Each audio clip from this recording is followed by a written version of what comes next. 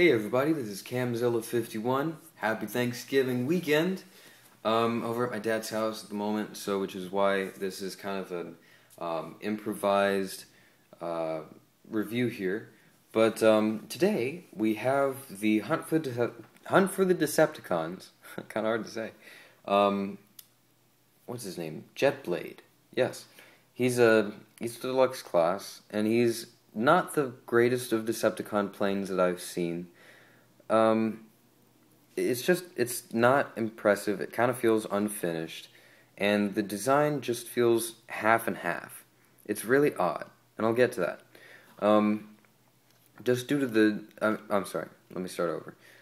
For the basic design of the plane, it's, like I said, half and half, in the way that these jet intakes on the front look kind of cool, because they're nice and bulky, but then when you get to the tail of the plane, it's kind of like just a thin, skimpy fishtail, and it's just really odd. I don't really like it. Coming under here to the bottom, you have the landing gear, which, sadly, do not roll. It's just molded in, so, oh well. I guess you can get by it because he's not a car and, he's a plane. He flies more than he rolls around. But still, it just feels unfinished. There's a false cockpit right under here, in case you didn't see this one. It's like, duh.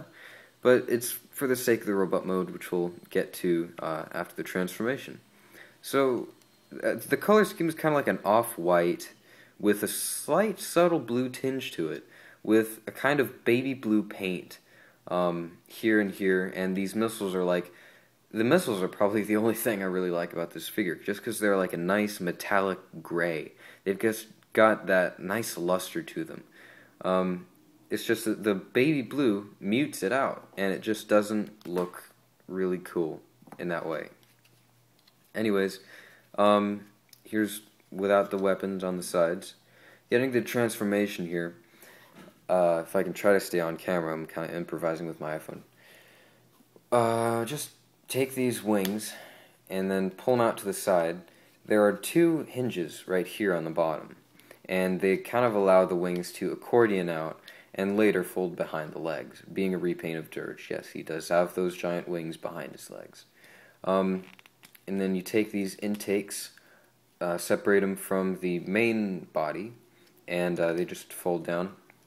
And you come to the underside of the figure here, and these two halves right here just kind of plug in together to form a waist, and then you just move these legs down like this. Alright? So when you're transforming the legs, you kind of move this knee joint up and back a little bit to give him two knee joints, and then you move this wing back, and this foot is diagonal, 180 degrees, and then move it under. Then the wing just kind of comes behind here, and you can accordion it behind the leg, like that. And the same thing with the other side.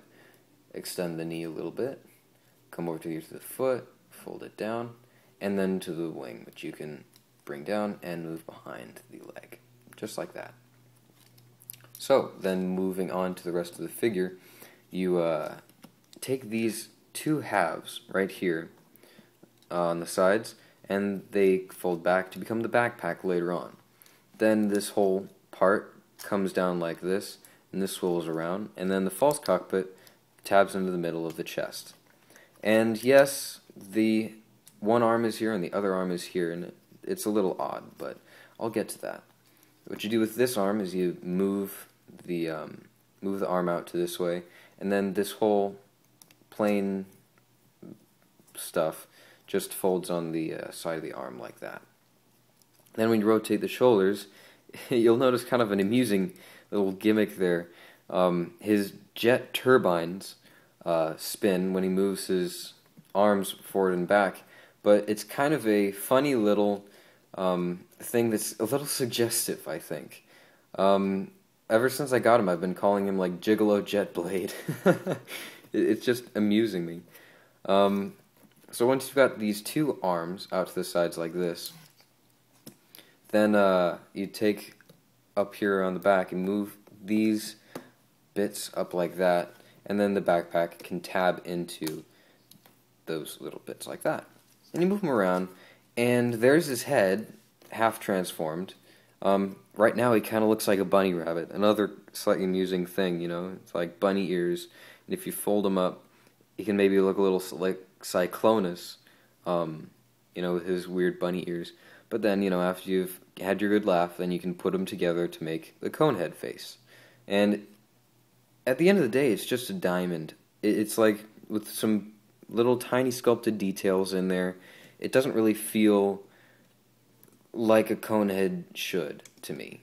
I don't really like it. But you just kind of pose them a little bit here. Now, the paint on this is a little sloppy.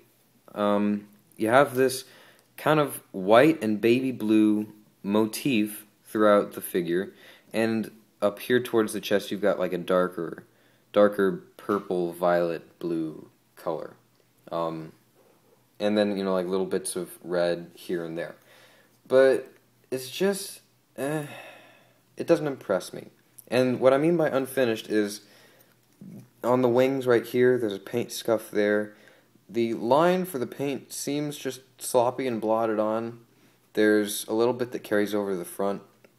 I don't really like that. There's a paint blotch right there, so it looks like somebody had a paintbrush and just went, oops.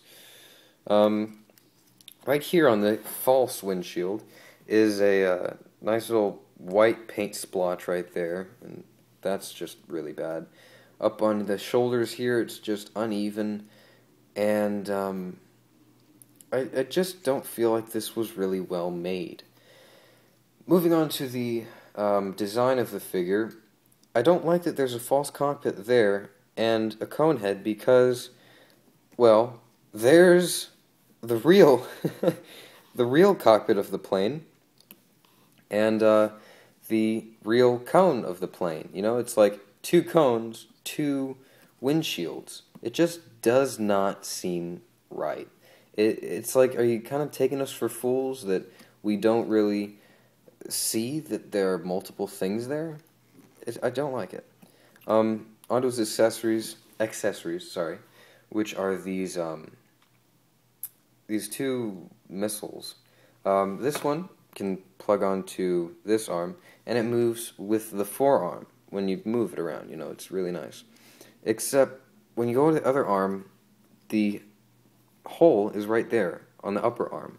So when you try to plug it in, you end up getting this problem because you can't pose it straight on due to the fact that these large shoulder wedges get in the way, and when you pose the arm, you have to like move that with it because of this strange and awkward armor. I just really don't like that. All things considered, I just feel like this mold is unfinished and not really right. The reason I got it is because I wanted to repaint it into Ramjet, being that his main mold color was white. But now that I have the figure in hand, it just does not work. The paint is a little sloppy. The design just seems unfinished. And I don't know if I actually mentioned this, but the feet, which are the intakes here, just seem like sliced off, and there you've got a foot. There's no finishing touch to it. It doesn't say, this is a foot of a heavy robot. It's just like, oh, we'll make this a foot shape. But if you can, try to avoid it. If you're in the store, skip this one and go for one of the better figures like Dark Mount or Jazz or Trax whenever they show up. We've seen that they have been spotted in Florida, but nowhere else as far as I'm concerned. Whenever you can, just try to pick those guys up. Skip this guy. I don't think he's really worth the buy. Because of the sloppiness, I think I'm just going to return it if I can. It depends. But anyway, guys, this is Camzilla51 signing off. Have a great Thanksgiving weekend. I'll talk to you later.